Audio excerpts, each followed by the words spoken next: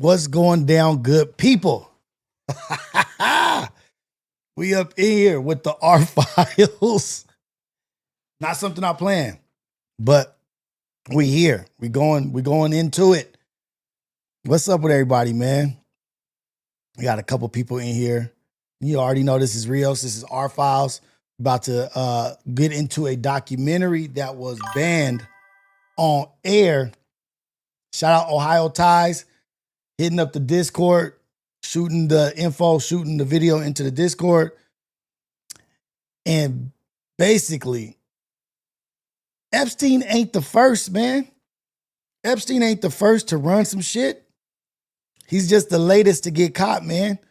Epstein is just the latest to get caught. He's not the first. This documentary was banned in 1994. But just think about it. Think about the Catholic Church. Don't forget about the Boy Scouts. Don't forget about all these things that took place. You remember what happened with the Boy Scouts? Thousands of cases. Don't forget about the Catholic Church. Thousands of cases. Thousands of priests taking advantage of little boys. Epstein is just the latest of a long line of ugly shit happening in America to young children, to young boys. And the Republican Party. I'm not even gonna just count. And the Democratic Party. I ain't gonna do that. Oh man. But just peep it. Peep the timeline. We could do the Boy Scouts. We could do the Catholic Church. We could do these political parties. But just think about it. All these places are where young boys are subject to being alone, foster kids, single mothers trying to put their boys or their young men into things to help them, teach them some shit. Shout out to Ohio Ties for the super chat, man. Thank you. Ghost. Spooky. Let's get weird. These are all areas where young men are vulnerable. Young men trying to become something in the church, trying to promote within the church. They like the little candle lighter boys. I forget what they call. But they lighting candles. They following behind the priest and doing this. They trying to look good for God and do things for God. And then they have a older man just taking advantage of them. The Boy Scouts. Just imagine back in the 80s and the 90s, these little boys, groups of 15, 20 boys going camping with one man. Can you imagine somebody like, yeah, man, I'll take your kids camping. We're going to the mountains. Who's going to be there? Just me. What you going to be doing? Telling creepy, spooky stories with marshmallows. Where the boys sleeping? Oh, we just going to have tents around each other. Yeah, I watch Cabin in the Woods. I watched Cabin in the Woods for sure. That's a good one too. We talk about that later. But we talking about how young kids have been preyed upon and they don't give a damn. They don't give a shit. The Catholic Church didn't give a shit. The Vatican didn't give a shit. The Boy Scouts, they didn't give a shit. What you think all these little kids is missing in this immigration shit? Where you think they going? Separating these families. You think they want to separate these families for no reason? But this is a documentary that was scheduled to air, that was promoted, and at the last minute, no documentary. Powers that be. Who called in? Who made the call? Who made the call and said, no, we can't air this documentary? I don't know. But somebody did. Never got aired. No explanation, no follow-up, no official release. Just gone. Boom. Gone. Just a reminder, this is the R Files. We're going to watch some shit. It's like an hour long. But this is letting you know that this ain't no new shit. This is shit they've been doing, and they trying to get this shit legalized. They want consent. They want to be around these kids. What up? What up? Rexless, what's happening with you, man? What's going down? Another super chat. It allegedly exposed something that, if true, would have damaged many politicians, many powerful figures, celebrities. What's that sound like? What's that sound like to y'all? Very familiar, right? Similar accounts. Claims of children being flown out to Washington, D.C. Politicians, celebrities, elite figures. They done figured this game out. We just becoming aware of what they've been doing and what they're doing. Like, okay, like now we're paying attention. Like, nah, you on some weird shit. But they've gotten better. They've worked. They've sharpened their tools. Taking advantage of little boys. They some sick people, man. These people are sick. And it ain't just sex. Unaliving. It's blood. It's rituals. It's all kind of secret society shit. Ask your fellow fraternity people the shit that they gotta they allegiance and what they gotta bow down to.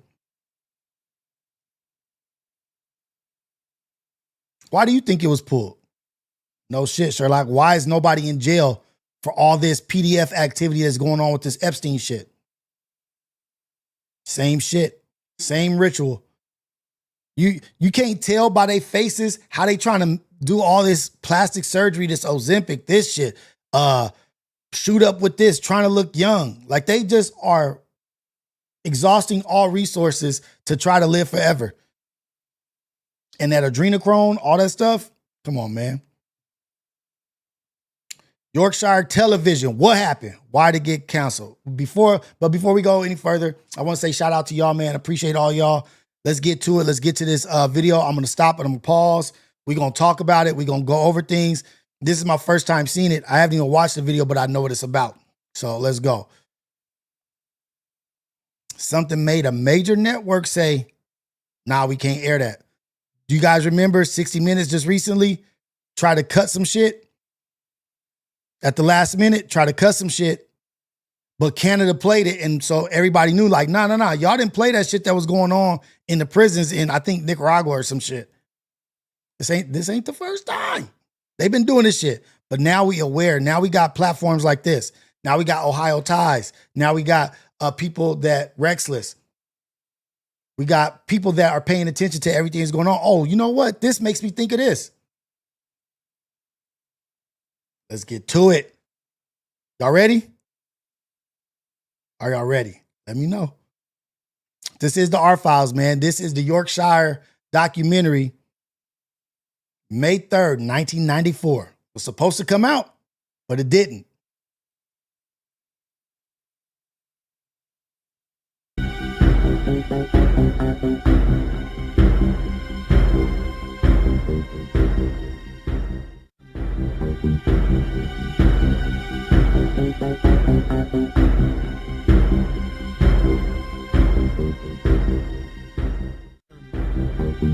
The Discovery Channel?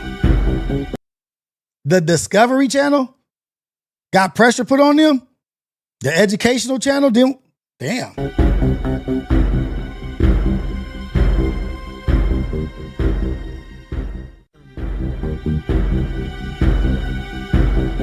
This is the original documentary.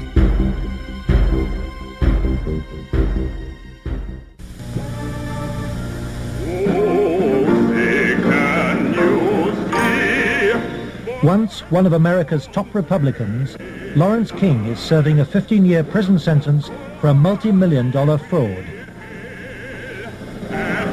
But financial crime is only half the story. This is the true story of Lawrence King. It is the story of a cancer at the heart of America and of its continuing cover-up at the highest level. One man is attempting to uncover the full story. John DeCamp is among the most highly decorated Vietnam veterans. A former Republican state senator in Lincoln, Nebraska, he is now a lawyer fighting the legacy of Lawrence King's abuse of power. If y'all just tuning in, this is a documentary that was supposed to air, but because of the pressure of Congress and politicians to not air it, senators, congressmen, women, they didn't want this shit aired. If you're just tuning in, this is a documentary that they banned. Discovery Channel banned it. It's a web of intrigue that starts in our Holy of Holies, Boys Town, Nebraska, one of the most respected institutions in the United States, and spreads out like a spider web to Washington, D.C., right up to the steps of the nation's capital, the steps of the White House, involve some of the most respected and powerful and richest businessmen in this United States of America. And the centerpiece of the entire web is the use of children for sex and drug dealing and drug couriers. What up, Johnny?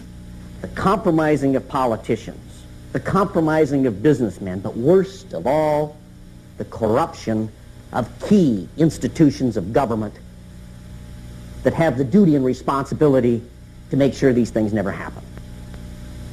For John de Camp, the trail starts in a unique town just outside Omaha. World-famed Boys Town is in the news again. Made famous by an Oscar Boys Town. Damn. Boys Town? It's called Boys Town. winning film. What if they would have aired it back then? What if they'd have jumped on it back then and tried to get this shit to stop? Well, we have been able to save so many children. We'd have been able to stop a lot of shit from happening if they would have acted on the shit that they already knew and that they found out about. But people are so scared and money hungry. Boys Town is America's favorite children's charity.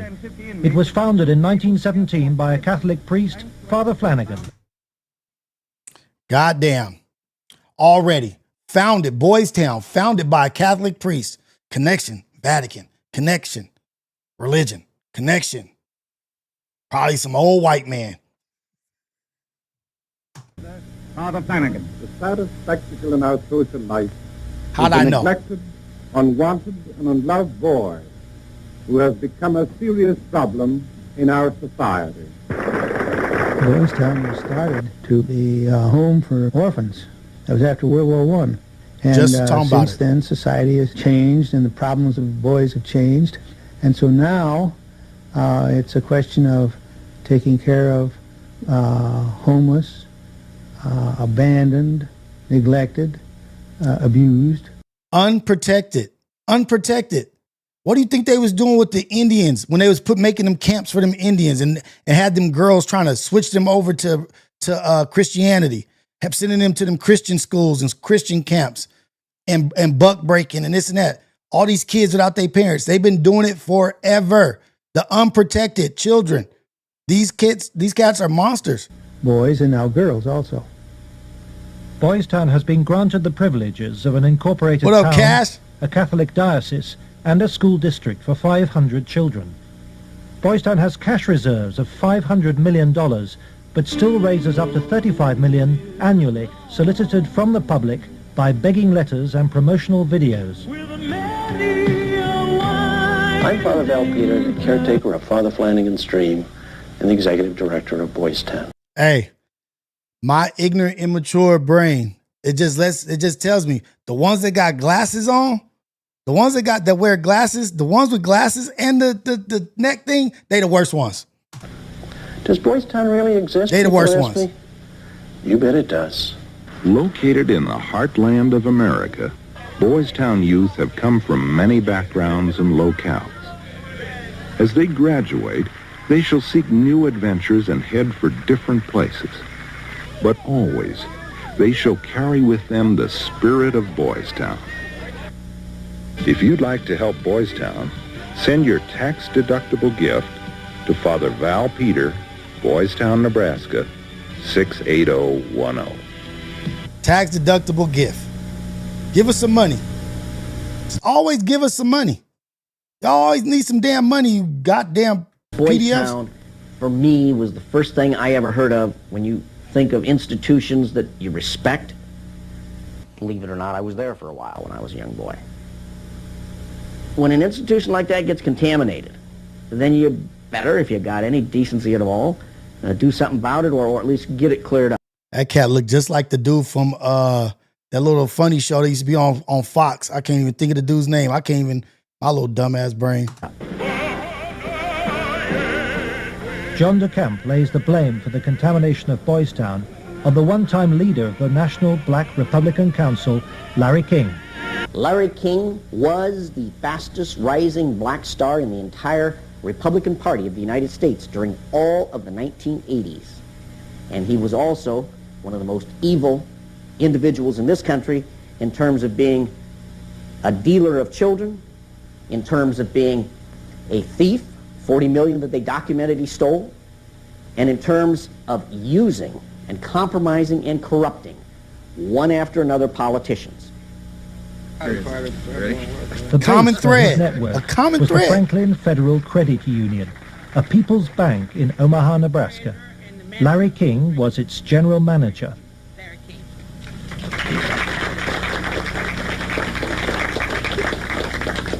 Thank you. This is especially an exciting day for me. Mr. King was a very charismatic person. When he came to the credit union, he was brought in because the credit union was actually failing. He did everything to build the credit union. Around King money. courted the leaders of Omaha's wealthy business district. Banks, industry, and charities placed millions of dollars in King's hands. From 1979, Larry King developed close commercial ties to Boys Town, and Boys Town youngsters were sent to work for his companies. Boys Town had quite a few accounts at Franklin Credit Union. Those were considered very valuable accounts. They were handled exclusively by the bookkeeping department. Who was in the But on bookkeeping the department, y'all average think? of once a month Who's or over the books? once every 2 months, we always seemed to incorporate a person from Boys Town. But King used Boys Town not just as a source of young boys for his business, he prostituted them at sex and drug orgies. Paul Benassi was a victim of King's abuse. He was also sent by King to lure Boys Town youngsters off campus.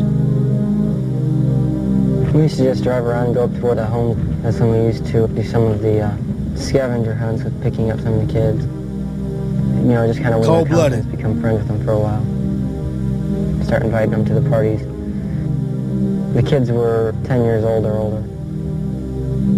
In 1986, King's plundering of Boys Town was reported by staff to its chief executive, Father Val Peter.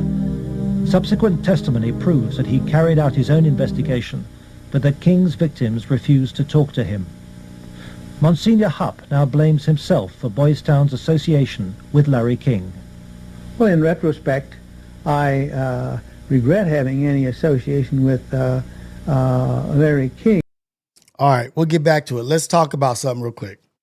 They just brought up the fact that the boys were hesitant to say something against Larry King, Lawrence King, this monster. These boys are orphans. They're not going back home to their mom and dad where they have protection, where they can confide in their parents to say, hey, look at what this dude is doing to us. Can you protect us? They're going back to an orphanage, probably where they might be being beat, probably where they're being taken advantage of by the workers or whatever, because there's nobody there to check on them. Of course, they're not about to talk against the dude who has all the access to them that's prostituting them out, because they may have seen him unalive cats. They may have seen cats being beaten damn near to death. You can't expect a child to step up in a way that requires the utmost bravery and not to be worried about their survival. Like police, like these investigators, the detectives, it's like they don't have common sense. It's like they don't even think like to even try to understand a child. Like, okay, this child is scared, is fearful. Can't say all this shit. The shit that I'm asking them is fucking atrocious. Maybe they're embarrassed or ashamed to even say this shit. Who's protecting the children? These orphans. Nobody. So you have to do your due diligence as a police officer and go, or detective, or whoever is social security, social services, whoever's doing it, go above and beyond. Because you're the only line of protection for these children. You're interviewing them and sending them right back into the lion's den. Sending them right back into the lion's den like, oh, okay, they don't want to talk, y'all. Like, they didn't want to say nothing. They had nothing to say. Of course they didn't. Had I known it at the time, it would never have happened. Could you understand why a very detailed report from a social worker employed at Boys Town, identifying children and identifying their alleged abusers, never saw the light of day? Nothing happened with that. No, I can understand that, because had I known that had been I wouldn't put up with that. But is that something like that happened? I don't know of it. Nebraska has a very clear statute that child abuse allegations should be reported to authorities. They shouldn't be reported to the principal of a school, the director of a facility. They should be reported directly to either Child Protective Services or law enforcement. And so Larry King remained free to feed his pedophilic parties with child victims. But in 1988, a routine review brought King's involvement with Boys Town youth to the attention of Nebraska's State Foster Care Review Board. In the information presented to the Foster Care Review Board, either via the telephone reports, the personal reports, or I don't the trust her reports either. we reviewed, Larry King's name was consistently present as someone that the youth were making allegations against. So I would say we handed over at least a foot-high amount of material to authorities, and nothing happened. Where's the follow-up? They said they had a foot high of reports on this cat. How does he still get to operate? How does he still get to operate around these children? He just goes scot-free. Hey, man, if you ain't advocating for your children, these nasty, dirty motherfuckers is out here looking, trying. They not, man. You got to advocate and protect your children because they don't give a damn about them, man. Omaha police now accept that Larry King may have been abusing children. Good morning, Roberta. Good morning, King. But its most senior officer claims the evidence was not conclusive. It is certainly possible that Mr. King was involved in illegal acts with children. If there was sufficient evidence of those types of allegations, he would have been prosecuted by the county attorney's office. For me, it was very clear that the case was not investigated and not pursued because of the alleged perpetrators. Exactly. Paying off the right people. Those For sure. perpetrators, named by the children, were some of the richest and most influential citizens in positions of power in the state.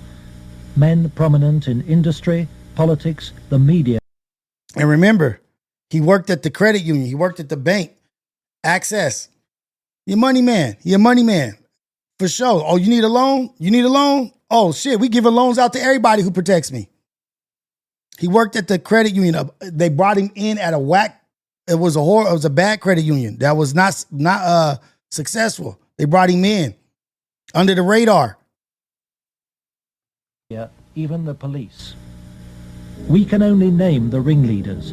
Besides Larry King, they were department store millionaire Alan Baer and the celebrity columnist of Omaha's only newspaper, the World Herald, Peter Citron. With the judicial system apparently paralyzed, Larry King spent Franklin's money on courting political influence. $10 million went on jewelry, flowers, and private planes. He cultivated contacts in the inner circles of Ronald Reagan's White House. At his palatial homes, 3 in Omaha and 1 in Washington, Ronald D.C., Reagan. He held extravagant parties for the influential and powerful. His lavish spending bought him a protected life. Larry King was constantly heralded, cheered, applauded in the news media as the great businessman that's helping the poor people, the black community of Omaha. But King's extravagance attracted the attention of the Internal Revenue Service. As a result, on April the 11th, 1988, the Franklin Credit Union was raided and closed by the FBI. So you could raid and close the credit union. You could raid and close the credit union, but you can't save no children.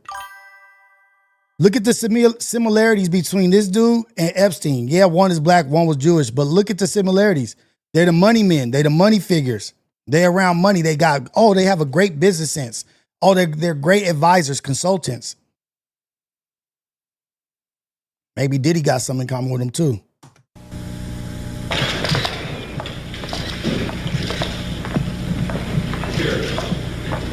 King was arrested, and the federal investigation showed he had stolen $40 million from Franklin. Documents we possess reveal the FBI interviewed many of the victims of Larry King's sex ring, but no action was taken.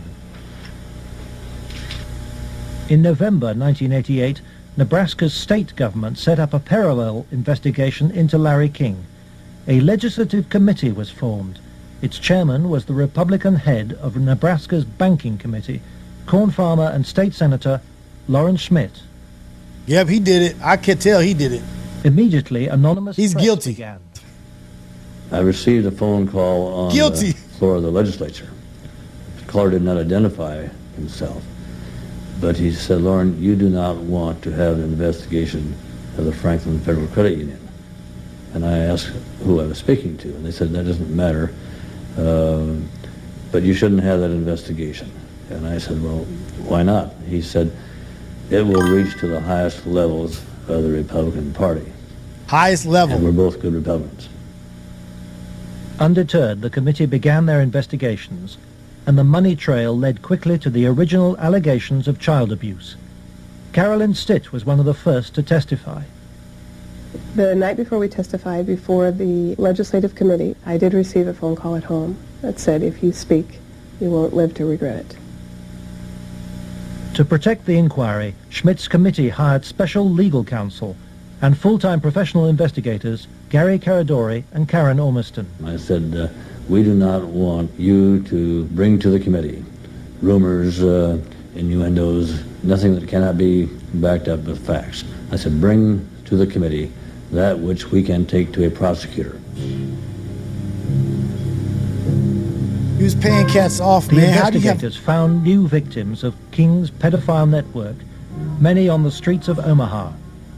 The picture they built up was of a large ring of rich and powerful pedophiles, many named the same men as those involved with the Boys Town cases 3 years earlier. Wait, did he say Boy Scout cases? They were telling us about prominent people in... Did he say Boy Scout large cases? ring of rich and powerful pedophiles, many named the same men as those involved with the Boys Town cases 3 years earlier. The Boys Town cases 3 years earlier. I thought he said Boy They Scout. were telling us about prominent people in Omaha and elsewhere that were abusing children at parties. The prominent citizens' names that originally came up were of concern to me because I knew many of those individuals, and I, very frankly, was shocked to have those from around the names way, show up on exactly. the list. To provide the committee with hard evidence, 30 mil is enough to pay off a lot of people. 30 mil a year is enough to pay off a lot of people. Police, lawyers, judges, correctional officers, security, bank tellers, all kind of shit. They always, you just pay attention, these PDFs, these rings, these organizations, they always revolve around money. There's money always somewhere involved because they have to pay off a ton of people. They said that child trafficking is the biggest money maker industry. It makes more money than the airline industry. And the fact that they make more money than the airline industry and you don't even know who they are. They making that much money means that it's a lot of collateral. It's a lot of fucking money going around, man. They charging up the wazoo to keep that shit on the hush hush, and that's why it's so secretive. investigators recorded their new witnesses on videotape.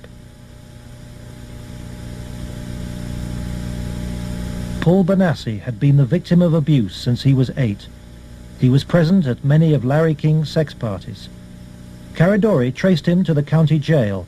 He had been convicted of fondling his young cousin. That's how that shit is. They be going after little children. They be going after these kids and doing inappropriate activity with them because they carry that shit with them. That shit follows them. They have inappropriate, perverted thoughts, perverted behavior that they've learned as children from these nasty, sick people. They got him because he was touching somebody like probably how he was being touched. Now they're robbed of their innocence, and they have this perverted outlook in this. They don't know why they're turned on by certain things. They are affecting these children and messing up one child that they mess with. It messes up a bunch of people's lives. Now that child is destroyed for the rest of his life. His innocence is robbed. Child's innocence is robbed. And now he is acting out on shit that he learned and behavior that he's not supposed to know about. Shit is sick, man. And they know how sick it is. Who are some of these people that would come to these parties? Larry King, Peter Citron, once in a while. He was like people. Media personality Peter Citron procured some of his victims from Boys Town. The kids he liked were mainly around the age of, for about 8 and 13. It was mainly fondling and oral sex with them. He did have some anal sex, but he usually did that with the older kids. The parties involved ever more sadistic abuse. Whenever you were tied up, was there anybody else present other than you, Peter Citron? Yes. Who was that? It was Alan Bear sometimes. Millionaire Alan Bear hosted parties for a large number of sadistic pedophiles. Paul Benassi suffered at their hands. You okay? Yeah. They tied me up and I had some other kids perform sex on me and they came to me and they burned me some cigarettes. Okay. Just take a deep breath now. Hey, isn't it funny when you think about it, how all the past ones were boys? Catholic, Boy Scout, the Catholic Church, the priest, boys, Boy Scouts, boys, Boys Town, boys, right? Like the unprotected were boys. But as the world got more pornographic and got more salacious and more deprived and perverted, and little girls became more unprotected, little girls started wearing American beauty pageants and this and that. Now the predators and the pervs can infiltrate into the pageants. As we started unprotecting our girls, now they become a part of the program, are more in the program because they also are more unprotected now because of all of this rated R, triple X type activity and behavior. Now they after the girls.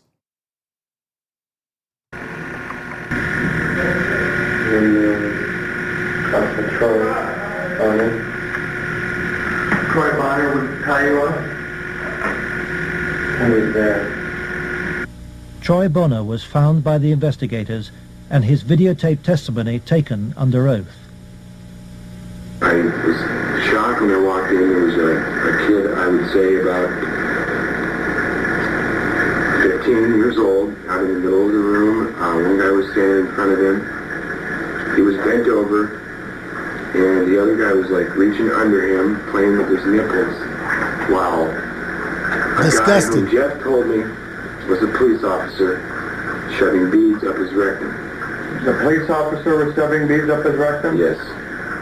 Bonner named Alan Bear as the man who introduced him to the sex parties. Disgusting. Alan Bear was a sick fuck.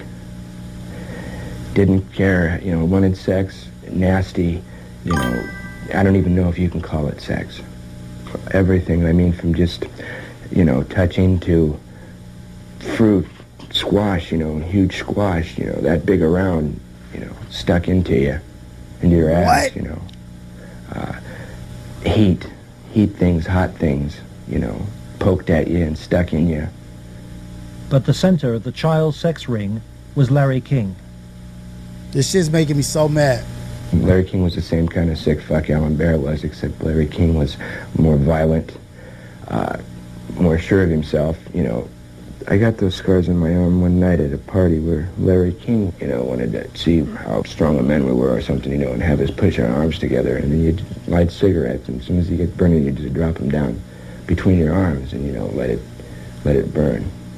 It sounds exactly like that story we watched about the military cat, the soldier, who said Trump and all of them were involved in some crazy shit. Sounds exactly like that. All these stories align and are similar. Same behavior of these monsters, these predators, same behavior, same characteristics, money, insecure, like, ooh. And they made us stand there naked and touch each other while holding our arms together and burn cigarettes. It's on film someplace. They filmed it. And they filmed it. Another common thread. I would, see him fuck a 10-year-old boy in the ass, until he bled and, just pull out and stop and, push him down, and then go out and, meet with decent people. King would also provide underage girls for abuse. Alicia Owen told the investigators she was 15 when she attended her first party, introduced by a Boys Town boy. Caridori discovered her in jail where she was serving a sentence for passing bad checks. I met some guys there that were from Boys Town, and it was at that party that I met Larry King. At the time that I met Larry King, I did not know that he was Larry King. I had met him. That was the first time I'd ever met him. Larry King and Alan Baer frequently hosted the child sex parties in penthouse apartments at the Twin Towers luxury block in Omaha. A lot of it was disgusting. me handcuffed with my hands behind my head and my feet tied, and doing different things. What do you mean? Sometimes there'd be a guy straddling over my face. Okay. Most of the time, Larry King took pictures quite a bit during that time. Child porn. It's difficult. I don't know. Okay. I mean, I think I could. Poor baby, dude. Poor lady. Like, I don't know. poor men. Poor boys. And Alicia, you're a victim. And at the young age, let's go off camera. Destruction. That's destruction. Destroyed somebody. Just destroyed her innocence. We were appalled. And then to know that these worst events, the worst events of your life, the worst things that's ever happened to you, that shit's all been documented. Somewhere out there in the world is your trauma on camera. Somebody has caught and recorded your trauma. The worst times of your life, somebody is getting off to, or you don't know where they're soliciting or making money off your worst times in your life, off your trauma. And then you have to grow up as a person knowing that on the inside and trying to navigate life and be an employee or be a good person. As you know, this thing's happened to you, and now you know that these recordings are out there, just like that soldier, that dude. Somebody found it, and he was they were like, we think we found you on some video. They try to lie to us and say, not lie, I'm not gonna say they try to lie, but they try to tell us that trauma is passed down genetically. Like all the trauma that happened to us is passed down through the blood, through the genes. So the victims, what happens to the victims is passed down. But what do the abusers pass down? What do the monsters pass down? So you mean to tell me that just the victims, just the victims of slavery, just the victims of abuse, they only pass down they bad stuff that happened to them? But what about the abusers, the predators? They don't pass down their shit?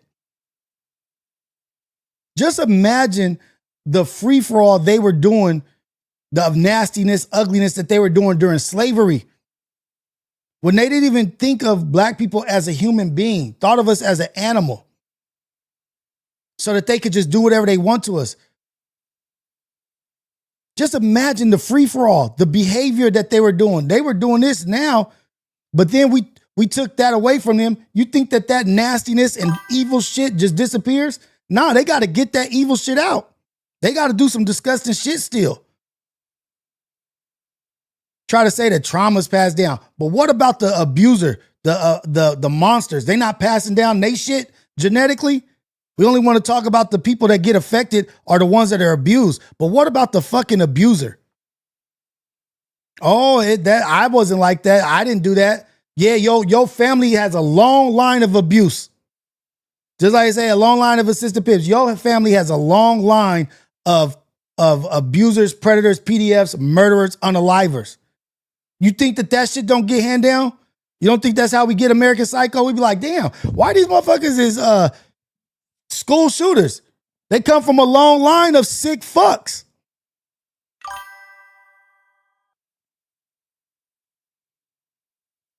No. No. Don't get me wrong from around the way. I'm not saying that trauma is passed down and you become a weirdo. No, I'm saying that you carry the trauma on with you. They say you carry trauma in your body. Like you can have trauma released through certain things.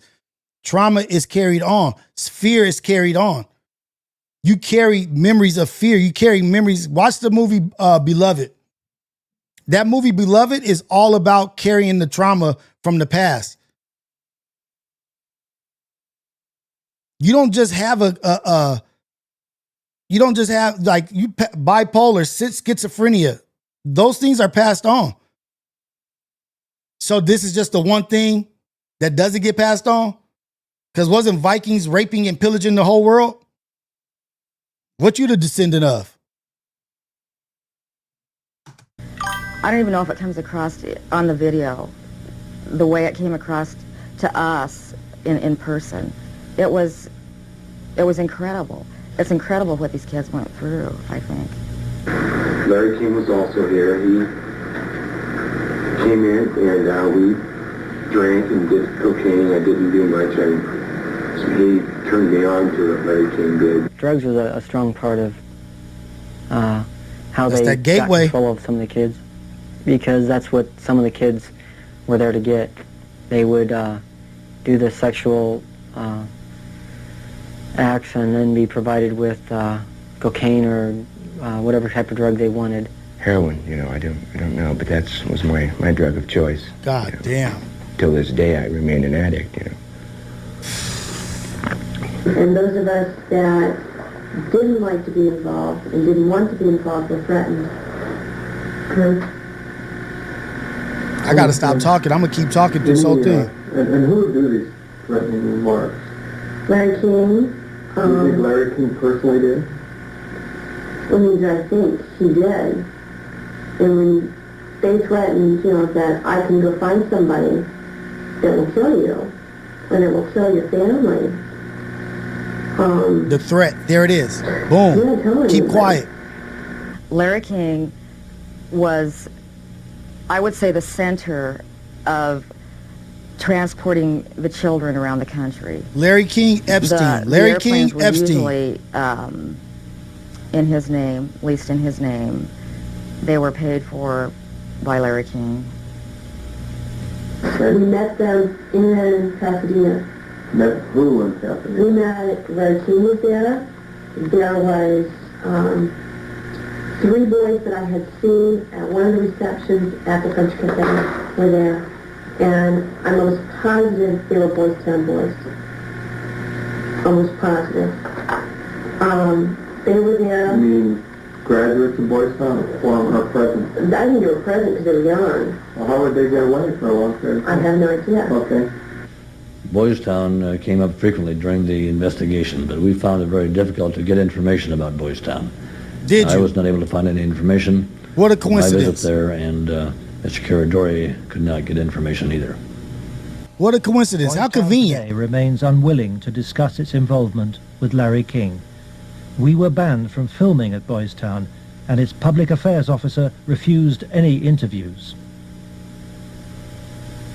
I would have to give you a flat no. I'm just going to tell you at this point that we will not participate with you. We have no interest in talking to you folks. It's something that we don't even care to delve into. You don't want to talk about your horrible history? How you didn't protect the boys? You didn't protect the children? You don't want to talk about that? Of course not.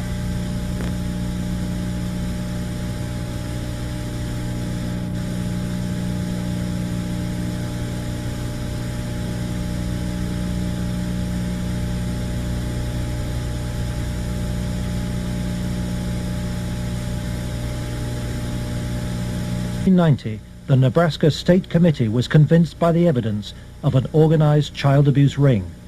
Its chairman, Lawrence Schmidt, sought the advice of his lawyer, John DeCamp. On his advice, Schmidt turned over all the sworn evidence to the FBI. But immediately, the videotape testimony was leaked to a hostile local media. The media immediately started discrediting the witnesses. They were... Do y'all hear how the senator handed over the paperwork? He was dirty. Schmidt was dirty. I don't care what you say. Schmidt was dirty than the mug. Yeah, he in there with the whole lot of them. The witnesses came across in the media, in the Omaha World Herald, especially, as the criminals. The last 3 victim witnesses were demolished by the press, particularly the Omaha World Herald. The paper... That's what they do. That's what Epstein did. That's the Epstein files. That's what they try to do. They try to turn the victims into, they try to discredit them and tear down their lives. And that's why some of them be so scared to make an announcement and say, this happened to me. Because when they say it, you tear me down. You try to throw me in the dirt and in the mud and talk about I'm a drug abuser, I'm this, I'm crazy. Yeah, they're crazy because of what happened to them. The dude is strung out on heroin because they was feeding him heroin to do the acts. Epstein, they try to discredit all those women. That's what they do. They discredit these people because they know that their image matters to them. They don't have no money. They're not rich. Never looked for the similarities are crazy. That would support any of the allegations. The whole purpose of the stories was to destroy any credibility that these youth may have. I've heard that people said that Gary Caradori coached me and that he told me what to say, but the fact was I didn't meet Gary Caradori until way after I'd already talked to the Omaha police about the abuse and had named all the same people. You didn't even meet him yet. Benassi maintains that neither the FBI nor the Omaha police took his allegations seriously. And they didn't ask me very much about Larry King or even Alan Baer at all. They treated the allegations that I made about the people who... The two main people, they didn't even ask him about it. You didn't ask him about Alan Baer and you didn't ask him about Larry King, the 2 ringleaders. Hey, so similar. So similar to when they asked Kash Patel, did you talk to this person? Did you talk to him? He's like, nah, I don't feel like I needed to because there's already an investigation. I didn't talk to him. It's like a coincidence, huh? So similar. Very familiar behavior. FBI, huh? Who abused me almost like a joke. The stories were of such significance that the investigators first wanted to prove the accuracy of the stories. As they set about the investigation of the initially three and then a 4th person who were telling the stories, as the investigation developed, it became obvious to the investigators that the information was not accurate, that in fact it was an entire conspiracy of allegations, none of which had any truth to them. I was very disappointed with the way the FBI and law enforcement treated the victims. They, in fact, turned them into the... No, Lawrence King, not Larry King. So to speak. And instead it's Larry of King, but Lawrence King was delivered to them by the victims and interrogating the persons whom the victims identified, they seemed to bear down and try to get the victims to change their story.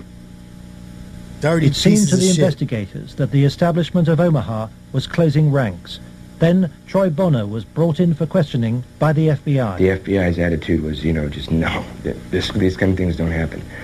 From the first interview when I went, and realized they don't believe a fucking thing I'm saying, they were just appalled, but I realized what that look in their eye was back then. It was fear. It was fear of it, I had witnessed, firsthand things that would, destroy this city, people, position, what I mean? It's not going to be believed, they said. It will not be believed. You will be found guilty of perjury, and they weren't telling me maybe. They were saying, there's no way. You go on with this story, you're going to jail. That was said to me threatening them. Troy Bonner agreed to withdraw his videotape testimony. The FBI used Troy in an attempt to persuade fellow witness Alicia Owen into abandoning her evidence about Larry King's nationwide network of powerful pedophiles.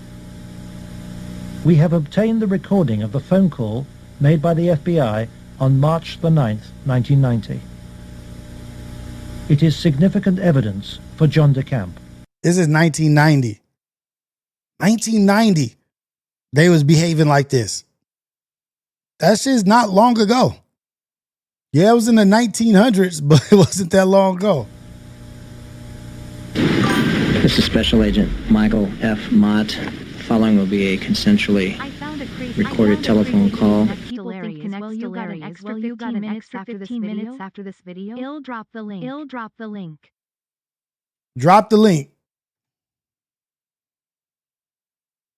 Drop the link, Ohio. Shout out for the super chat. Thank you for the super chats, Ohio. I appreciate all the super chats. Thank you guys. I appreciate you. He said he found a crazy case linked to Lawrence. Talk to me. Boner and Alicia Owen. Hello. Hi. Hey, what's going on? I'd like to ask you that. Talk to me. No, you talk to me. I don't understand why you're lying. Why are you lying? What are you talking about? That's what I'm asking you. You're calling me why I'm lying? Yeah. You concocted this whole thing, Alicia. You're full of shit. Either tell me what's going on. You're full of shit. Hey, look. Who do you have listening on this line? I have nobody listening to me. I'm listening to you, and I'm hoping you'd give me some fucking answers.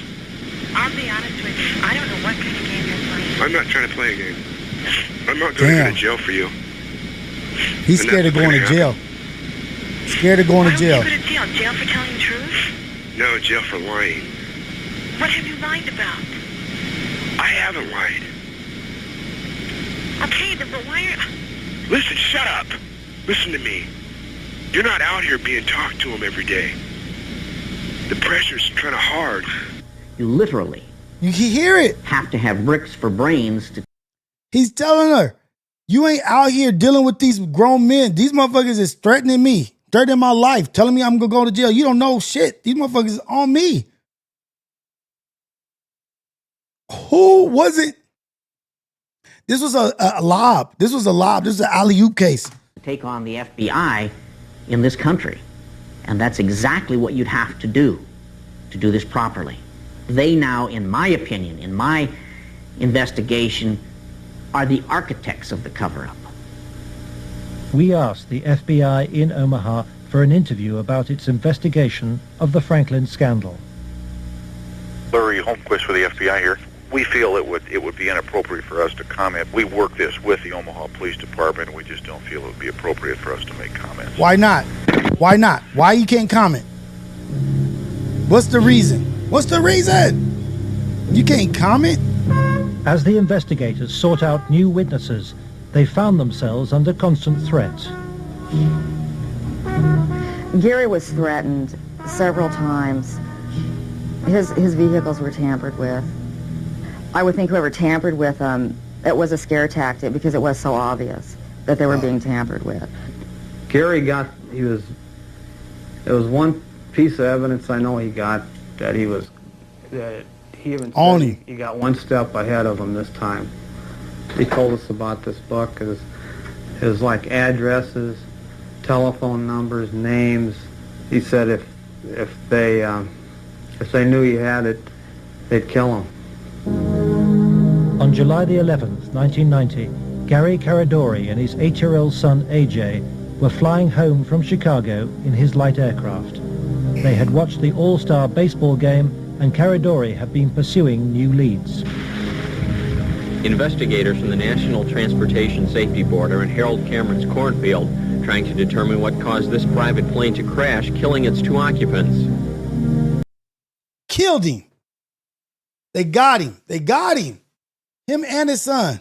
They got him and his son because he was investigating their ass, trying to get new leads. He wouldn't. This is a movie. This is some movie shit. They dropped him because he wouldn't drop the case. He's still looking for new leads. They gonna take him out with his son after the All-Star game. Damn. The bodies of Gary Caradori and 8-year-old AJ were found in the wreckage.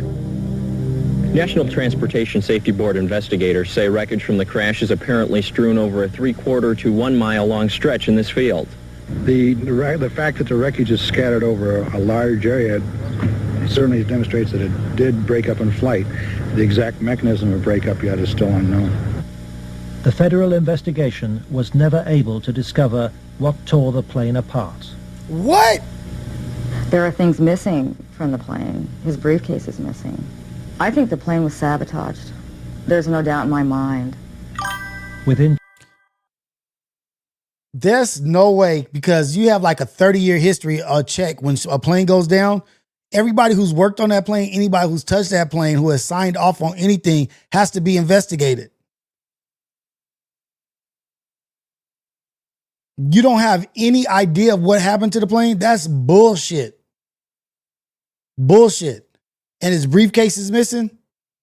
In 24 hours of the tragedy, all Caradori's records were impounded by the FBI. This is how Carrie's Epstein widow, got Sandy, to thrive. is still unable to come to terms with her loss. As a mother, I don't want to ever think that somebody murdered my child. They did, baby girl. I'm sorry to tell you, they did. But I think if you'd ever talk to any parent, be it mother or father, who's ever lost a child, I mean, the worst thing that you can think of is that somebody would want to murder a child. I really feel that somebody killed my brother.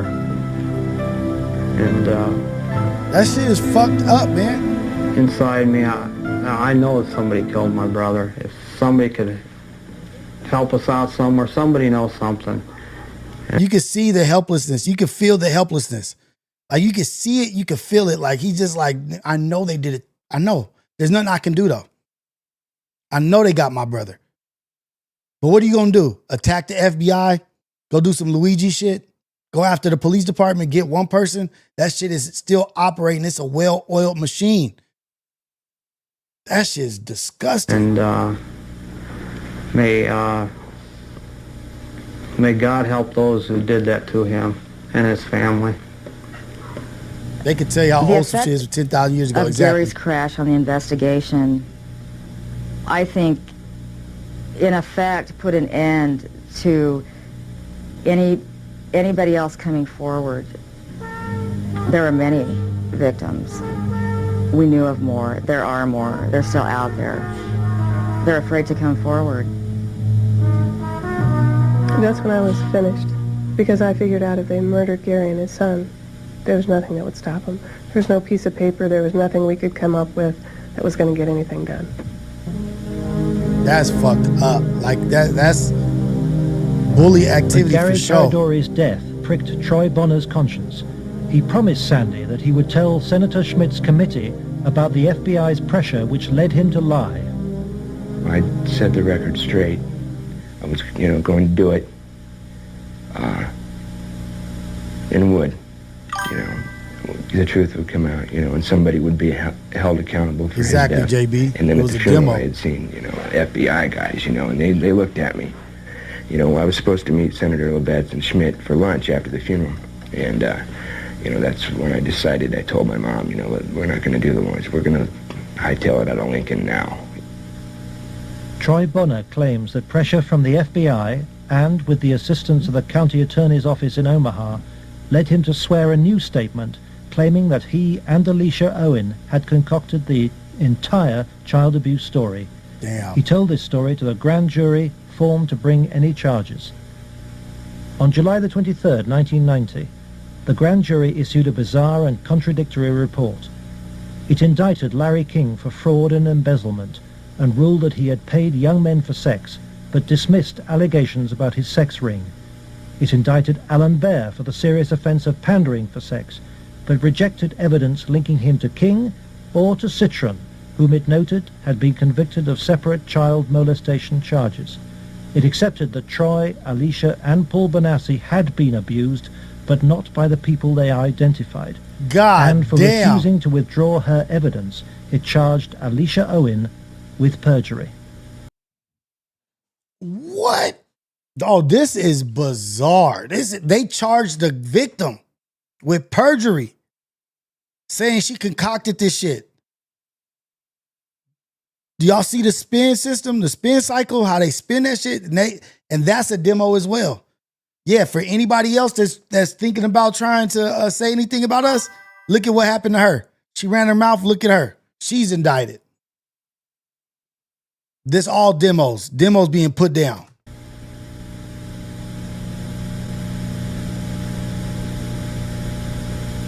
Lawrence Schmidt's legislative committee issued a report denouncing the grand jury.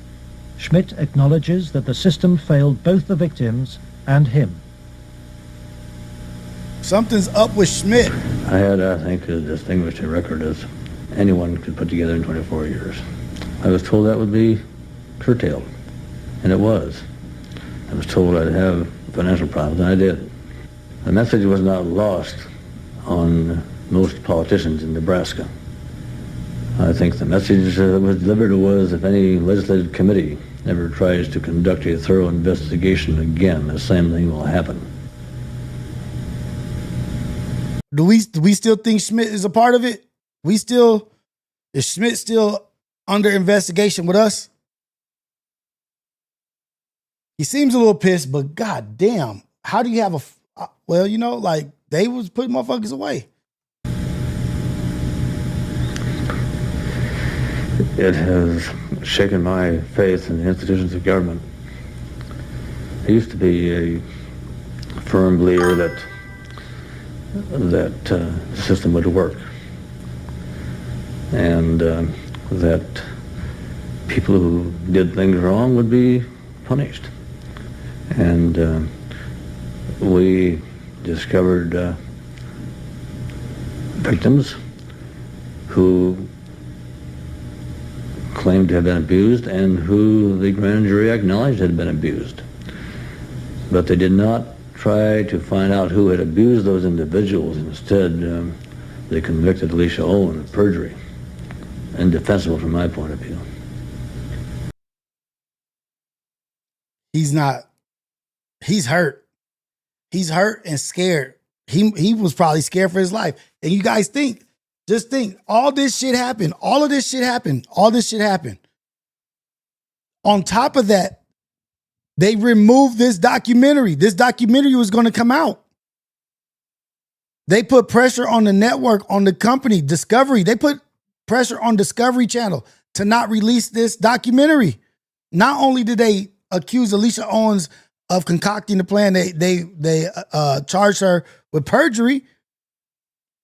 They didn't say, oh, you weren't abused or this and that. It's just the people that you're accusing of abusing you weren't the ones. It just wasn't them. But yeah, you were abused, but you just don't have the right people that you're accusing. The accusations is off. They was on it so tough that they stopped this documentary from coming out. Imagine the family members that was like, well, this documentary's coming out. At least this is our last hurrah. And they shut the documentary down. Not only did they fuck up everybody's life, they probably fucked Schmidt's life up, I feel like. But then they shut the documentary down to the Discovery Channel, who ain't no little player in the game.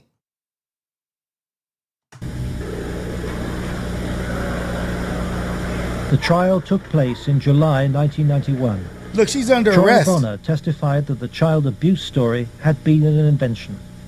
As a result, Alicia Owen was sentenced to between 9 and 25 years in prison.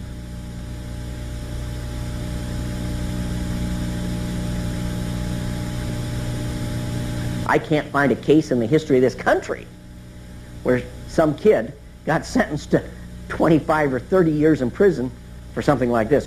If you were going to pick a what I call a telesign, something that says something fishy about the whole thing, it was in the sentencing itself. 25 years. For some years. reason, they had to send a signal to every kid who was a potential witness.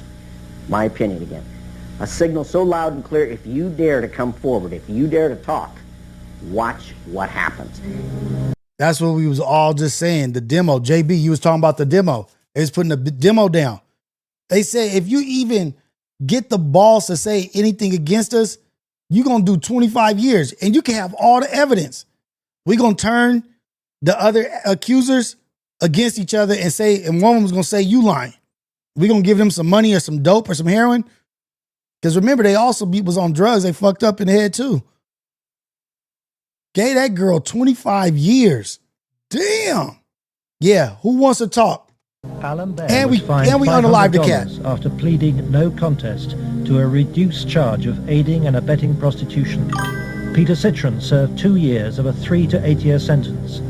Thanks to Troy Bonner's lies, Larry King never faced child sex charges. For the $40 million fraud, he was given a 15-year sentence, 10 years less than Alicia Owen.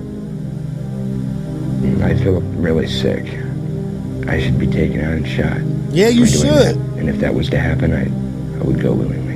Go. Never mind. I was about to say some cruel shit. Yeah, I feel you. I feel you, cuz.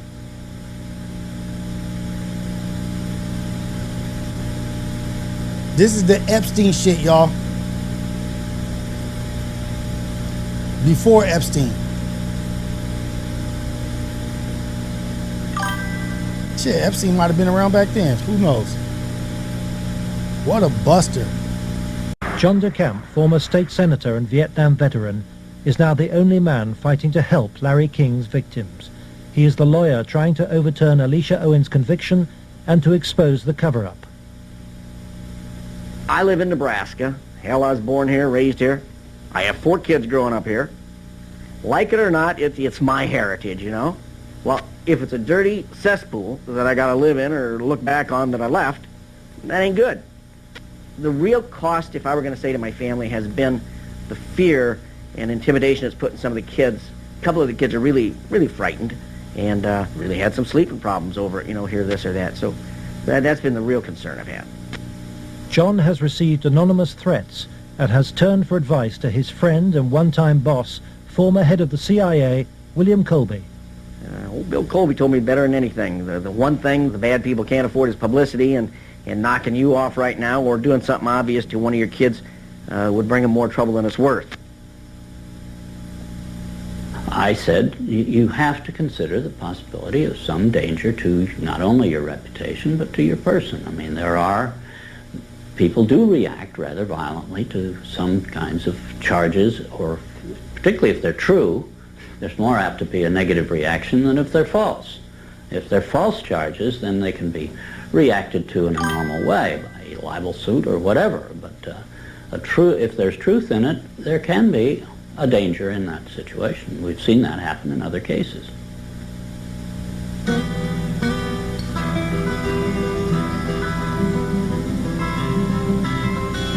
John arranges to meet Troy Bonner, the young man he sees as the key to the cover-up. He's in great danger. The reason is he carries the secret, so to speak. He served his purpose for the FBI and others by committing the lies that put the seal on the cover-up. He knows that Troy's evidence will be crucial to Alicia Owen's case. And Troy This wants to is tell the unbelievable. truth, despite very real fear. This shit's unbelievable, cuz like this is really like hard to believe. Like I can't believe this shit.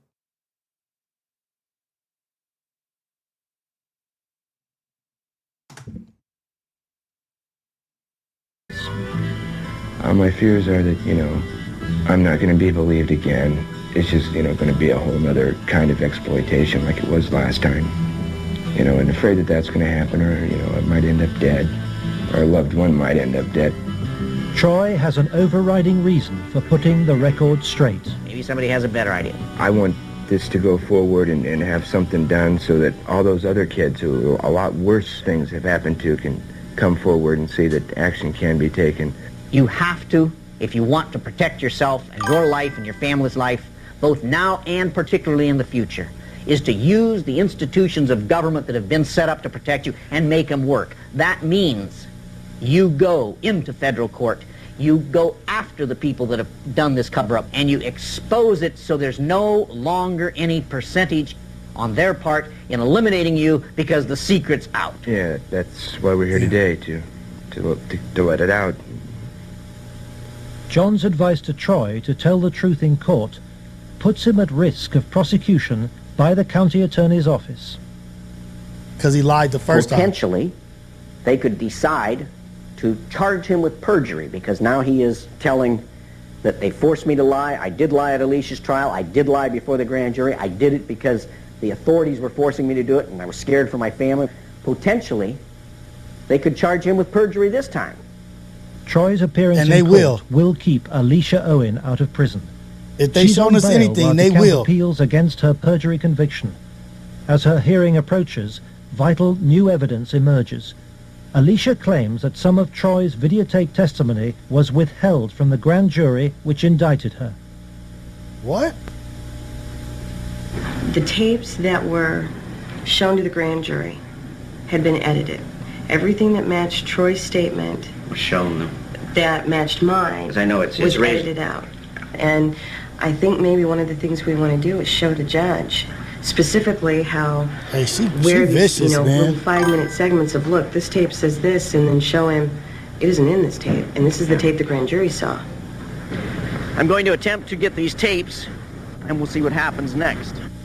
But to obtain the tapes, DeCamp must approach some of the very officials he has accused in court of being involved in the cover-up, the county attorney's office which ran the grand jury. In the good old Alicia Owen case, 127-194, I'm trying to get the evidence, the tapes and the transcripts of Troy and Danny. Troy Boner. He had that up here once. Yeah. It's up at the county attorneys. They have all the bills up there. Oh. Robert.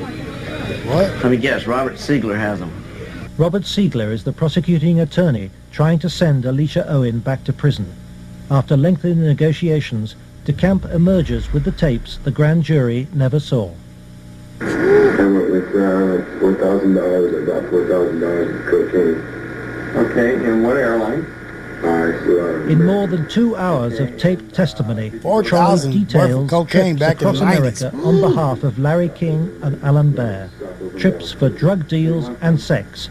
It corroborates Alicia's evidence. Dallas, Fort Worth, like an hour, and then a big plane from Dallas to Los Angeles. Did anybody go with you? Alicia Owen.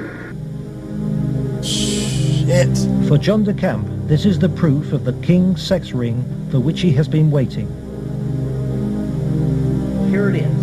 So to speak, the smoking gun that they could go out and verify, the corroboration. In other words, the linkage to King that was denied. Cover-up. Organized, planned, deliberate cover-up. The courthouse, Wahoo, Nebraska. The hearing begins.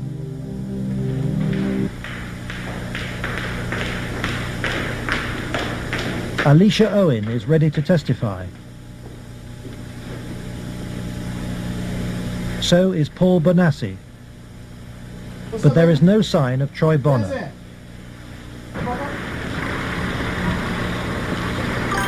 DeCamp discovers that Robert Siegler has sent the young man a subpoena. Fearing arrest for perjury, Troy has gone into hiding. DeCamp is without his most vital witness. Try and subpoena him with Douglas County stuff. Is Troy okay? In court, Alicia's case is adjourned. The county attorney's office begins to search for Troy Bonner, but County Attorney Siegler won't say why. Whether you're about to charge Troy Bonner with This is perjury? some stuff that you can't watch, but I'll tell you a little bit. It's about these grown men that were taking advantage of kids like Epstein, but back in the day, in the 90s, almost like 100 years for you. Close the curtain too, Papa. Okay. Every victim witness who stepped forward in any way, or even was a potential witness that somebody heard about, has either been killed, put in jail under some theory or other, terrified or run out of the state, discredited. Every perpetrator, even the convicted ones, have been treated as conquering heroes. Shit. Peter Citron. What do you do against that? What do you do against that when you see that the monsters are getting treated well and everybody else is getting treated like shit? What do you do? It's like hopeless. Lives in the same house where he abused many of his young victims. Alan Baer lives in the most exclusive part of Omaha. He recently bought a downtown shopping mall. Many of the other abusers named by the children have risen within Nebraska's state government and legal system and within the Republican Party. Obviously, the FBI was protecting something a lot more significant than a bunch of old pedophiles having improper relations with little boys. They were protecting something a lot more significant than a bunch of drug peddlers. Right. They were protecting, in my opinion, they were protecting some very prominent politicians, some very powerful and wealthy individuals associated with those politicians and the political system, up to and including the highest political people in this entire country. Shit. In search of the men who protected Larry King, John DeCamp goes to Washington to investigate King's connections in the Republican Party and on Capitol Hill. Paul Bonassi provides him with the evidence that Larry King threw child sex parties here at his rented $5,000 a month Washington house. $5,000 a month in 1990. I was about 14, about 1981. At first it was about 3 or 4 times the first year. After that it was about once a month. Some of the parties, when they started off, were straight political type parties with no sex. And then when some of the men had left, some of the politicians had left, the ones that had planned on engaging in some type of sexual activity, that would come after the party. Some of the kids would be held downstairs in some of the rooms where if they acted up or if they started freaking out because of the drugs that they were on, they'd put them in a room that they couldn't get out of, and they would lock them in. What kind of drugs? Anything you wanted, cocaine, heroin. Anything you wanted. You're telling me those things were at these parties where you had Larry King and prominent politicians? Yes. Were they 14 years available old. to anybody at the party? At the after parties, they were readily available for anybody. Beforehand, they did it more upstairs than they did anywhere else, and it was kind of in the back rooms. Were any attempts ever made that you know of to expose this situation? As far as I know, nothing's ever been done, and most of the people that were in there had already been, I guess you could say, compromised. King's partner was Washington lobbyist Craig Spence. Spence took youngsters, including Bonassi, on private midnight tours of the White House. So you were in the White House then? Yes. And how did you gain access? Well, I came. They had them on midnight tours at the White House. Down with Larry King, but Craig Spence was the one that arranged the trip for us. And it was kind of a gift for our services that we were doing. How many times were you on this kind of a trip? I came to it on 2 times. 2 times. And were you used for sex on those occasions? Not until after we left. After you left the White House? Yeah. What time of night? It was usually around midnight.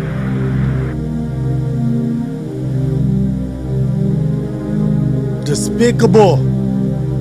Despicable behavior, man. Kind of weird being in the White House at that time of the night and getting to go into places that the guy was telling us that nobody gets to go to. I mean, I seen rooms in there that I'd never even heard about.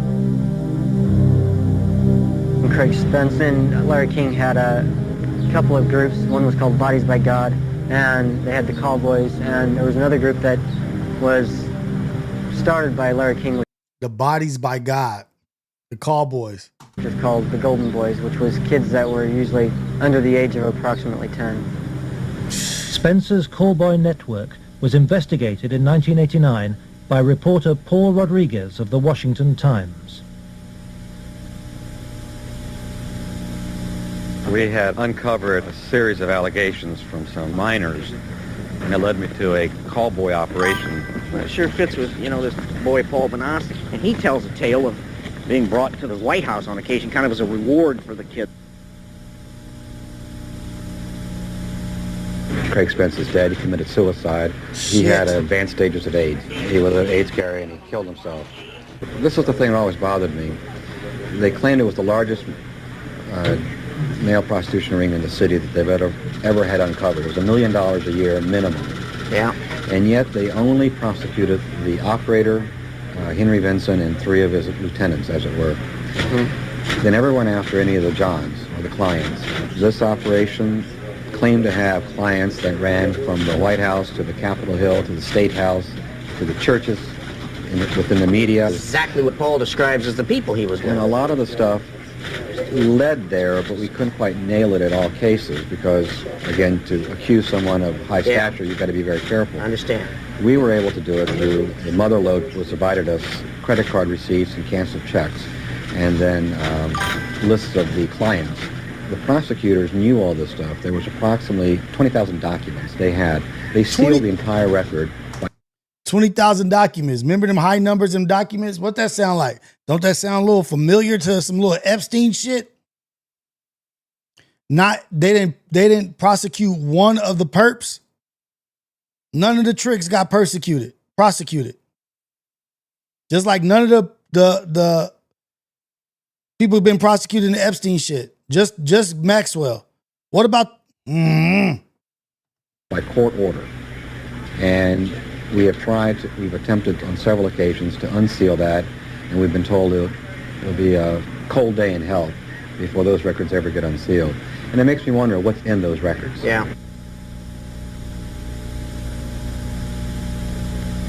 John DeCamp believes that the legal system is still being subverted and that the people protected are still at the heart of the American establishment.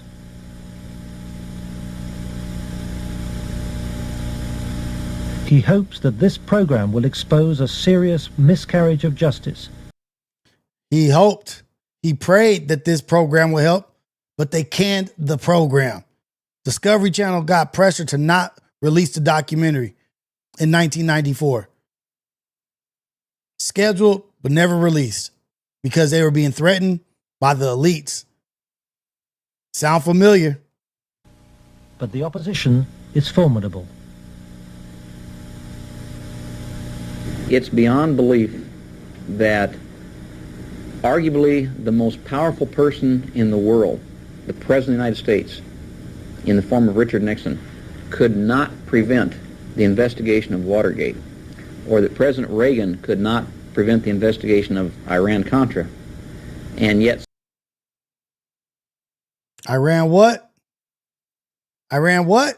Somehow this group of unnamed, unknown, anonymous individuals in Omaha, Nebraska have such power they can control and protect all of these people from being investigated. Those allegations are ridiculous. No, so let me say something real quick too, from around the way. There's not as much brother government eye back in. This shit it was probably worse back then. There's not as much cameras, there's not as much emails, there's not as much paper threads, paper trails. The shit was probably worse back then. The shit was probably way worse. Niggas wasn't using emails like that, doing a ton of emails and shit. Now motherfuckers is all on the computers. This shit's probably worse back then. They only got 20,000 documents. That's probably bills and receipts, not even emails. Letters and shit. Well, first of all, Nixon did cover up Watergate. Number one. Bush did cover up Iran-Contra, at least officially. And Omaha has successfully covered up this situation.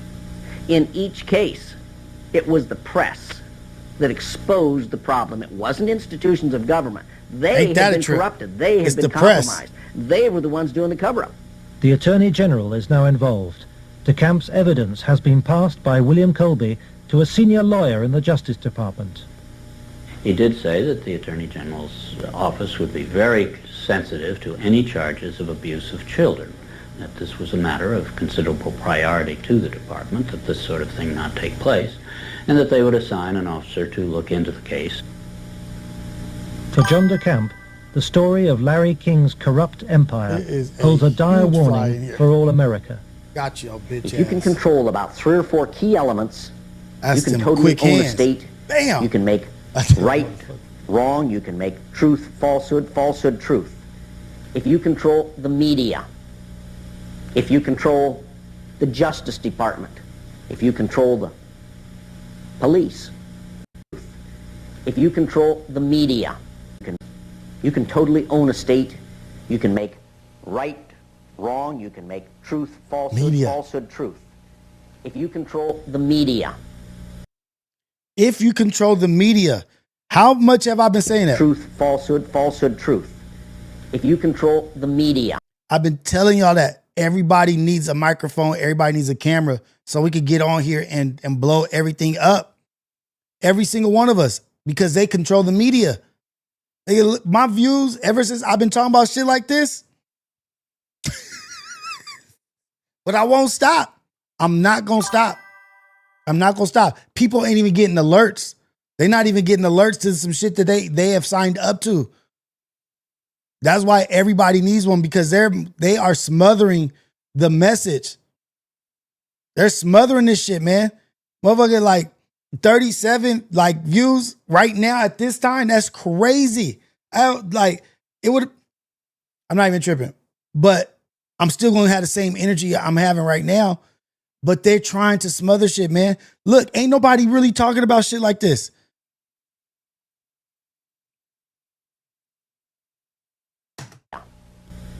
If you control the Justice Department, if you control the police, you own the system. Oh shit, that was today, huh? Oh shit. I thought.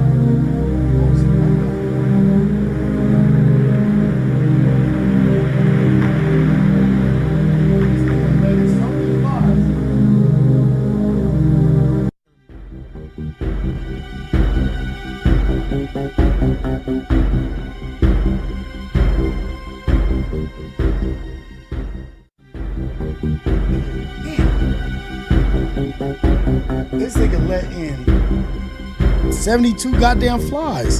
Shit, Xander. Hit the like, man. Hit the like. Hit the super chat because they tripping on Rios. Hit the super chats. Send a like. Subscribe. Shit, man. They smothering me out, man. The super chats is how I'm surviving.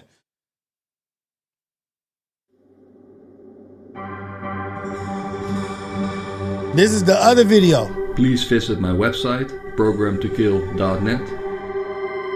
Go to plans and prices for even more exclusive information. You can also support me now on Patreon. All right, so we just watched that video on them crooked ass motherfuckers in Ohio that got Discovery Channel not to air the documentary. Dude, it's so, like, and these motherfuckers is huge.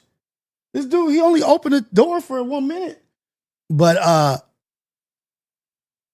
it went all the way up to the White House. The boys that was they unalive people, they put this girl in jail. They did it, like, it's crazy, crazy, crazy shit. The dude who went to go testify against what he said went missing. JB, like, I don't know, man. Like, they've been tripping on me big time. It's all good, though. I'm not going to stop. Not gonna stop. I'm gonna keep riding. I'm gonna keep being a ride or die. I'm gonna talk about the truth. I'm a small channel, so they can do it to small channels. You know what I mean? Like, but the Candace Owens, they too loud. They got too much attention on them. Like, you know what I mean? Like, let her bark. But these little motherfuckers that's doing stuff, dude, you should see all the errors that I get sent on YouTube now. Oh, we don't know why. We're sorry. We want to apologize for the errors are this error or why your alerts aren't going out. We want to apologize about all that. Discord will notify you every time. But this is the follow-up, the finder's code, never before seen 1987 news broadcast, CIA, MK Ultra, and the children. Hey. This is 14 minutes. This is a follow-up. This is a follow-up to the documentary Conspiracy that they banned. So this, we're going to look at this.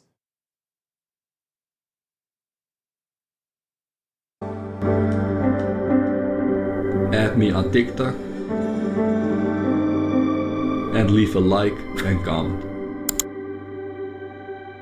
Is titled The Children and the CIA.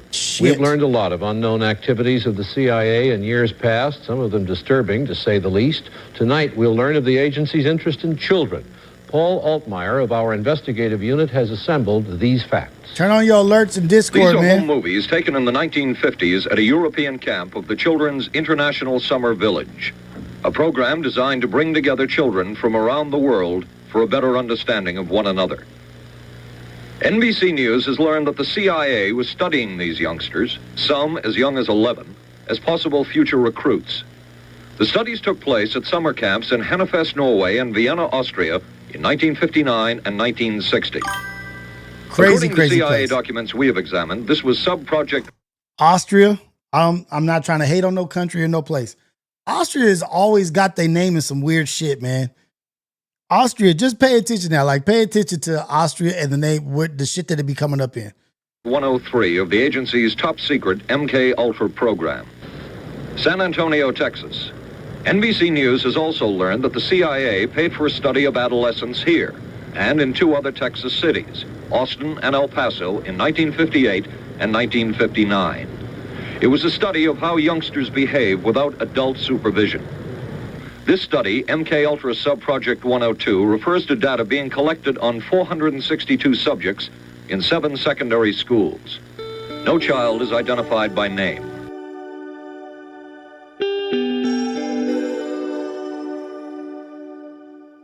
NBC, huh?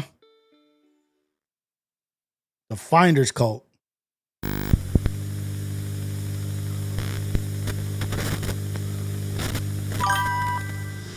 What is known tonight is this. Authorities have the children and the 2 men accused of abusing those children, and evidence that they may be only part of a larger, dreadful story. CBS News correspondent Rita Braver reports. Law enforcement authorities suspect they may have stumbled on an international child abuse ring when an anonymous call led police in Tallahassee, Florida, to this park. 2 well-dressed men were discovered with 6 filthy, ragged, insect-bitten children, aged 2 to 6.5. A passerby with a home video camera took these pictures as the men were arrested and booked for child abuse. The children were confused, said they'd been traveling for a long time in a van, stopping at camps. Today, police released these photographs, hoping to learn more about the 6 youngsters who said they... Six kids. Where'd they get them from? They didn't know where they came from or where they were going. But at least one of the 6 were sexually abused. The 2 men reportedly told police the children were being weaned from their mothers and taken to Mexico for a special school for brilliant children. Papers the men were carrying led to Washington, D.C., where police last night searched a residence used by a commune or cult known as the Finders. The women are always pregnant, and they have a child, and then they seem like they get pregnant again. And there was another search at this Finders warehouse where law enforcement authorities said they found a photographic studio, a computer bank, and at least 3 large bags full of slides showing, according to one source, satanic, ritualistic activities involving torture, bloodletting, and sexually explicit acts involving showing, according to one source, satanic, ritualistic activities involving torture, bloodletting, and sexually explicit acts involving children. Virginia police are now investigating a farm where the group reputedly brought children. Well, it looked like to me they was awful, didn't weigh very much. You don't think they were well cared for then? I think they were malnutrition. No members of the Finders were apprehended, but police say they do have some leads. The FBI and U.S. Customs Service have now joined the investigation, and officials say they're still trying to figure out exactly what is going on and how these and perhaps other children may be involved. Rita Braver, CBS News, Washington. This shit is disheartening, man. This shit hurts my soul. On February 7th of 1987, The Washington Post ran an interesting story that did not at first seem to have any particularly national significance. The article concerned a case of possible kidnapping and child abuse, and material discovered in the Washington area that they say points to a 1960s-style commune called the Finders, described in a court document as a cult that conducted brainwashing and used children in rituals. D.C. police who searched the Northeast Washington warehouse linked to the group removed large plastic bags filled with color slides, photographs, and photographic contact sheets. Some showed naked children involved in what appeared to be cult rituals, bloodletting ceremonies of animals, and one photograph of a child in chains. Customs officials said their links to the D.C. area led authorities into a far-reaching investigation that includes the Finders, a group of about 40 people that court documents allege is led by a man named Marion Petty, and their various homes. Marion Petty, remember that name. And remember how Washington, D.C. has all those pentagons and all the symbolistic shit in D.C.? And how the buildings and architect and all that shit is built up. Don't forget about that. Including the duplex apartment in Glover Park, the Northeast Washington warehouse, and a 90-acre farm in rural Madison County, Virginia. It was the U.S. News and World Report that would ultimately provide the follow-up to the Finders' story, noting that there is a certain Customs Service memorandum that was written at the time of the original investigation, written by Ramon J. Martinez, Special Agent, United States Customs Service, describing 2 adult white males and 6 minor children. 7 to 2 years old. Ages 7 years to 2 years. The adult males were Michael Houlihan and Douglas Ammerman, both of Washington, D.C., who had been arrested the previous day on charges of child abuse. The children were covered with insect bites, were very dirty. Most of the children were not wearing underpants, and all of the children had not been bathed in many days. The men were somewhat evasive under questioning, and stated only that they were the children's teachers and were en route to Mexico to establish a school for brilliant children. The children were unaware of the functions of telephones, television, and toilets, and stated that they were not allowed to live indoors and were only given food as a reward. Detective Bradley had initiated an investigation on the 2 addresses provided by the Tallahassee Police Department during December of 1986. An informant had given him information regarding the cult, known as the Finders, operating various businesses out of a warehouse located at 1307 4th Street, NE, and were supposed to be housing children at 3918/3920 W Street, NW. The information was specific in describing blood rituals and sexual orgies involving children, and an as yet unsolved murder in which the Finders might be involved. Also tonight, So we're going to have to do a deep dive into the Finders cult. And it makes sense to why there'd be homeless kids on the streets and people having these women, they let these women have these kids and this and that. And no wonder why the big fight is against abortion. I don't think they're against abortion because of them, the unaliving or the baby is alive at seed level. They think is alive. They need more children out here that they can take advantage of. They need more children in foster homes. They need more children to be adopted. They need more women having children that they can't take care of. More shit that they can't do. They're not about not unaliving babies and abortion. They want more children out here in the streets that they can have access to. I'm sure of it. Give away children, prisoners of a cult. Some arrests in Florida. They were 6 small children. They were hungry and covered with insect bites. It seems as if they hadn't been bathed for days. One child may have been sexually abused. They were so isolated, police said, they didn't even seem to know what a telephone was. The children were found yesterday in a park in Tallahassee, Florida. 2 men from Washington, D.C. were charged with child abuse. 1 resisted arrest. Police think the men were part of a satanic cult that required its members to surrender their children. Damn. We're getting information that adults are encouraged to join this group, and one of the stipulations of joining this group is that they give up to the rights of their children. The men said they were taking the youngsters to Mexico to start a school for brilliant children. Police thought otherwise. Today they raided a home and a warehouse in the nation's capital gathering evidence. Neighbors said for years it seemed something was wrong, something was going on at that house. About, that there was that something was kind of off. One time in particular, it was probably in the 40s, and there was a little boy kind of wandering around outside, and a woman was out there too in bare feet. Why are you saying that? that? The 2 men are being held on $100,000 bail in Florida. The children ages 2 to 6 have been turned over to state health officials. Cursory examination of documents revealed detailed instructions for obtaining children for unspecified purposes. The instructions included the impregnation of female members of the community. And remember, the soldier was adopted. The soldier was adopted. They need more babies to out here so that they can harvest organs and blood and adrenochrome and all that shit and to have these rituals. That's why they want their people to be having more babies. Purchasing children, trading, and kidnapping. There were telex messages using MCI account numbers between a computer in the 40 degrees. In the 40s, she said the temperature in the 40s, like it was super cold and they was out there barefoot. Terminal believed to be in the same room, and others located across the country and in foreign locations. There were pictures of nude children and adult finders, as well as evidence of high-tech money transfers. There was a file called Pentagon Break-In and references to activities in Moscow, Hong Kong, China, Malaysia, North Vietnam, North Korea, Africa, London, Germany, Europe, and the Bahamas. There was also a file labeled Palestinian. One such telex specifically ordered the purchase of 2 children in Hong Kong to be arranged through a contact in the Chinese embassy. Other documents identified interests in high-tech transfers to the United Kingdom, numerous properties under the control of the finders, a keen interest in terrorism, explosives, and the evasion of law enforcement.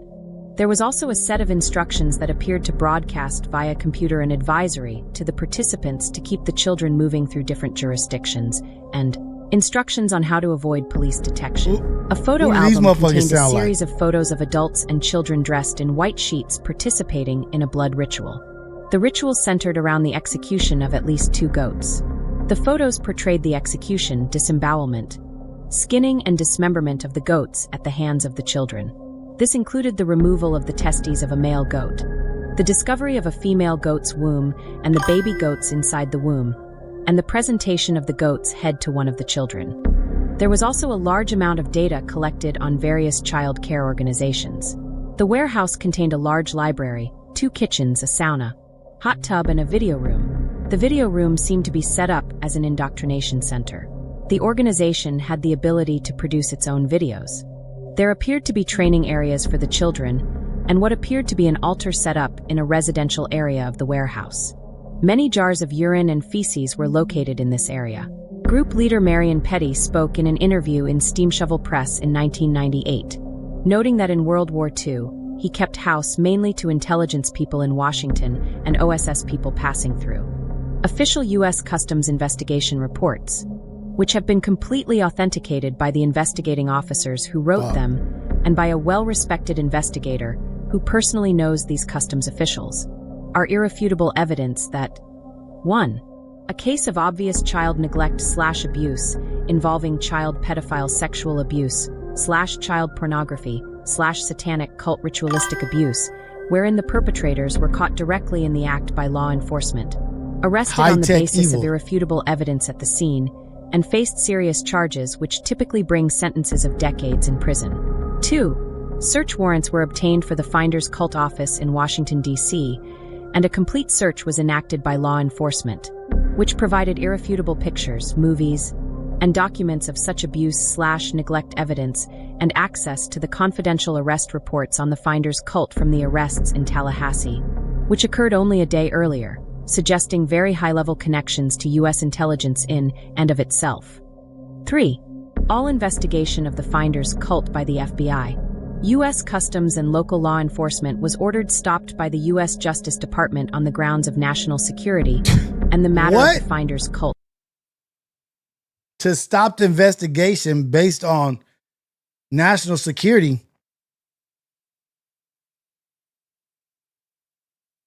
As an internal security matter. Dirty fucking dogs, man. Dirty dogs. What? To the Central Intelligence Agency as an internal security matter, since the Finders is and has been a domestic and international covert operation of the Central Intelligence Agency. 4. Any and all investigation of the Finders was immediately stopped, all evidence was suppressed and denied, and the abused children were released back to the adult perpetrators who had been arrested in the act, and the CIA resumed its ongoing covert operation of the Finders Cult, which is used to procure and produce. The story of the Finders Cult is the story of the development of child/assets.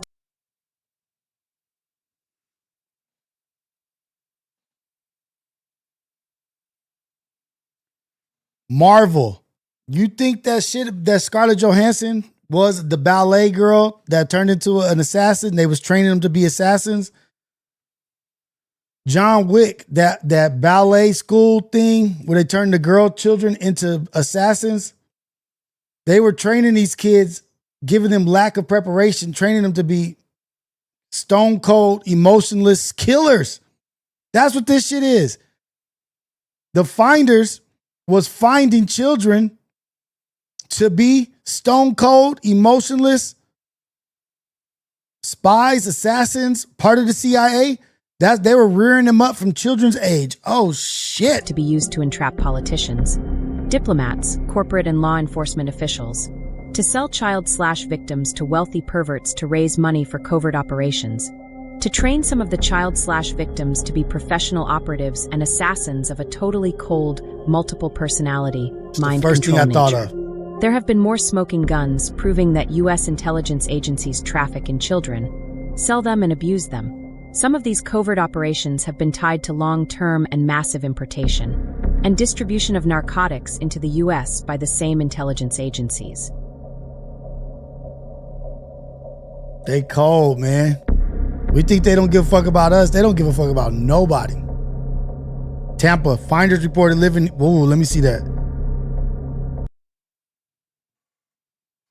Finders reported living here in 1986. Kentucky, Washington, Richmond, Virginia, Tallahassee, and Tampa. How close to Tampa? Let's see.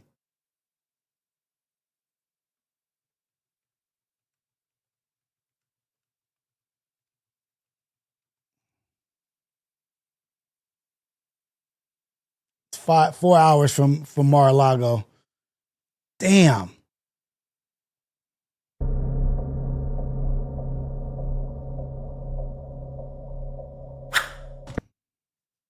It's been real, y'all. Oh, damn, we've been here for 2 hours? Shit. Damn, these things be flying by. I got to find a way to be a little quicker with it. Be quicker with the reactions. But thank y'all for being in here. Thank you for the super chats. That is cold. I'm going to look into the Finder shit.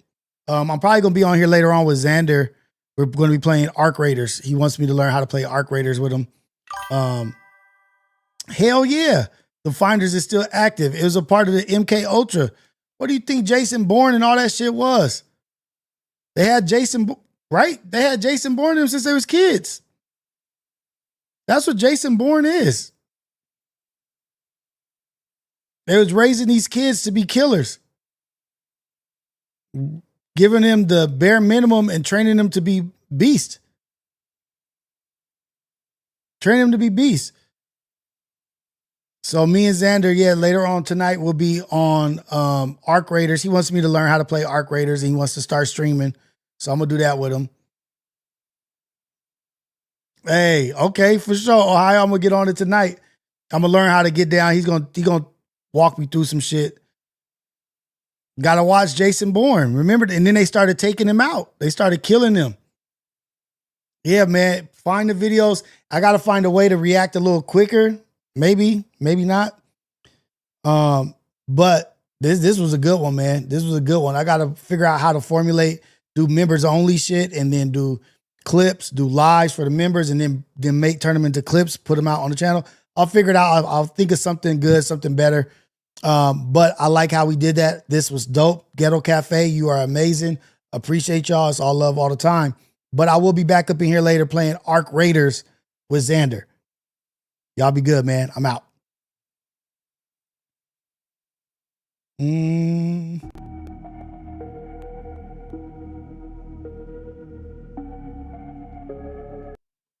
Cash, yes. Ohio, find us some good videos. Special shout out to Ohio, man. The dude is killing it. I want Ohio to start a channel. But he rolling in dough. Ohio and Cash, they rolling in dough, man. These things ain't got to do nothing. They just top tier. Shout out to Cash. Shout out to Ohio, man. But yeah, I'm out of here. Y'all be good. I'll be back in here later. Thank you, Ohio. Thank you, Cash. Thank you, Seufa. 219 Faith. Everybody up in here, man. Have a good one.